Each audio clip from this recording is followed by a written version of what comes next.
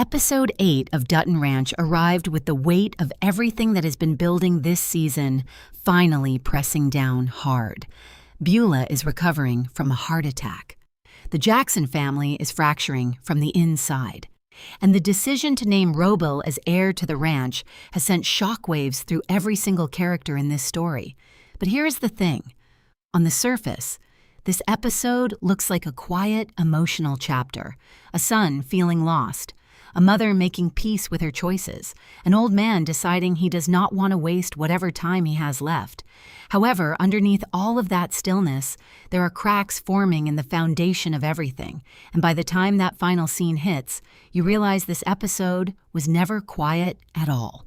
It was the calm before a storm that is about to tear this ranch apart. To truly understand what Episode 8 is doing, you have to feel the atmosphere it is building from the very first scene. This is a show that knows how to use silence as a weapon, and this episode uses it masterfully.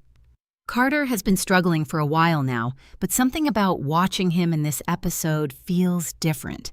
He's not just a troubled kid acting out anymore. He's a young man who genuinely does not know who he is or where he belongs, and that is a far more dangerous place to be. We watch him go to work on the ranch with Rip, and you can see immediately that his heart is not in it.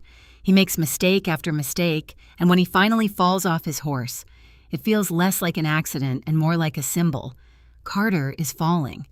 Not just physically, but in every sense of the word. He has lost Dwight, the one friend who truly understood him. He has Oriana treating him like he is invisible.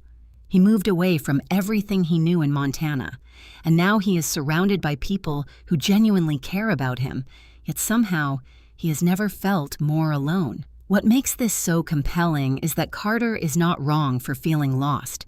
The show is honest about that. But what is heartbreaking is watching him make every wrong move in response to that feeling. Going to Sheriff Wade and asking for a job. Standing at the spot where Dwight was killed, as if he could find some kind of answer there. These are the actions of someone desperate to find a purpose. Any purpose that feels like his own. When Sheriff Wade looks at him and says, "Go home, son. There is nothing for you out here," it lands like a gut punch.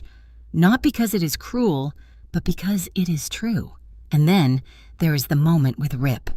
Carter almost taking a swing at the man who has given him a home, given him a chance, and given him more patience than most people would ever offer. That almost punch tells you everything about where Carter's head is right now. He's not grateful. He's angry. And that anger is pointed in completely the wrong direction. The episode is setting something up with Carter, and my instinct says it is going to take something genuinely devastating to shake him back to reality. Now here's where things get truly interesting, because while most viewers were focused on Carter's emotional spiral, the episode was quietly doing something far more calculated on the other side of the story. Hain's storyline in this episode contains a detail that is easy to miss in the moment, but becomes enormously significant the more you think about it. When Hain decides to go to Sheriff Wade and hand over the murder weapon, the one used on Wes, with the intention of pinning it on Robil, most people read that scene as Hain making a desperate, impulsive move out of betrayal. And on one level, that is exactly what it is. Beulah told him he did not have the killer instinct. She told him he was not a rancher like Rip. And that was the final cut. Hain walked out of that conversation with nothing left to lose. But here's the detail that deserves more attention. Rip's fingerprints could still be on that weapon.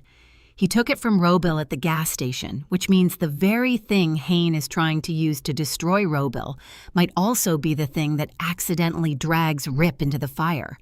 The show has not drawn a bright red line under this yet, but it is there, sitting in the background, waiting.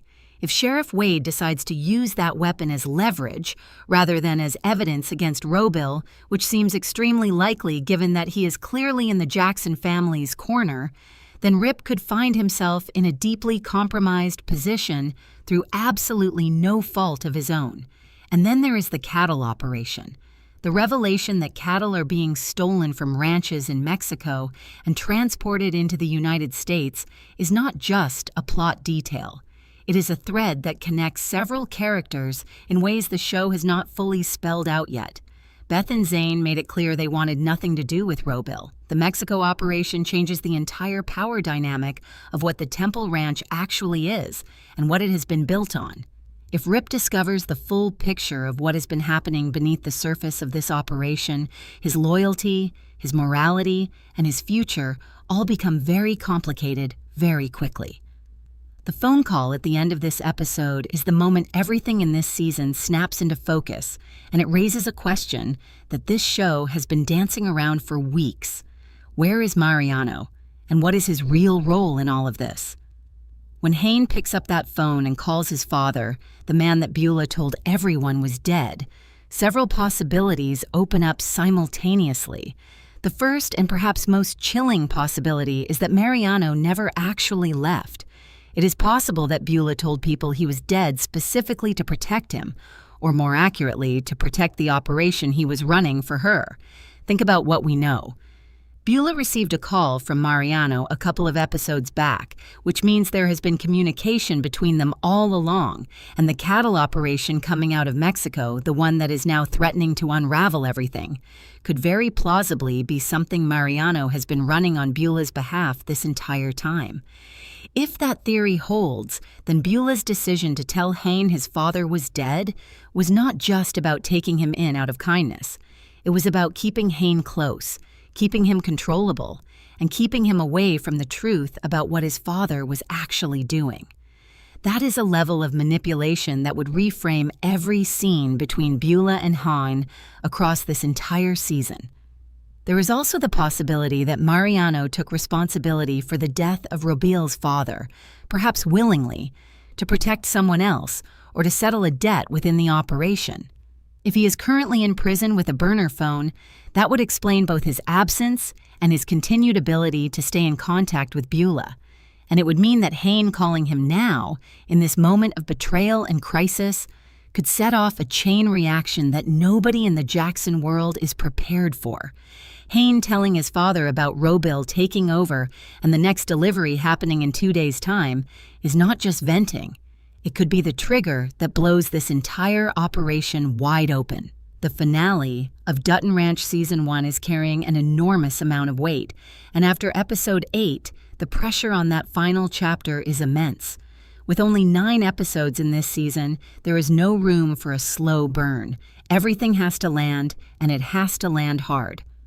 The most immediate concern is the 2-day window on the next cattle delivery from Mexico.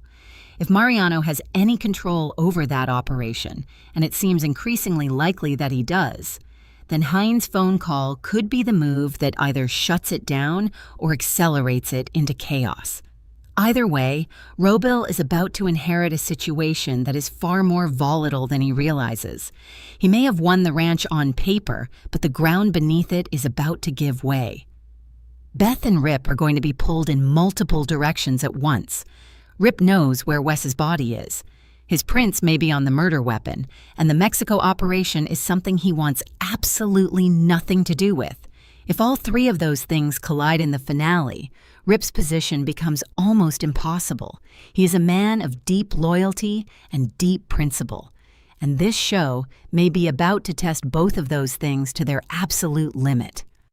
Carter's arc also needs a resolution, and based on where the episode left him, that resolution is not going to be comfortable. Sheriff Wade turning him away was not the end of his story. It was the setup for whatever finally breaks through to him, whether that is something happening to Beth, something happening to Rip, or Carter finally hitting a bottom low enough that he cannot ignore it anymore. The finale needs to give him a moment that forces him to choose who he actually wants to be. And then there is Beulah.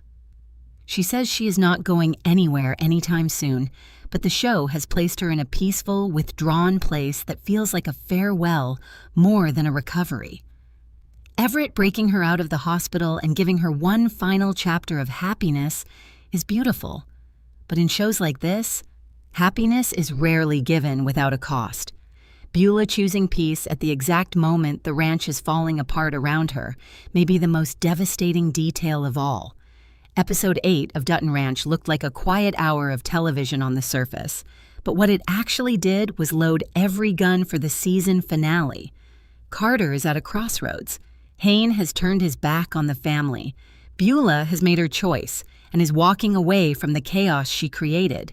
And somewhere out there, a man everyone believed was dead just answered his son's phone call.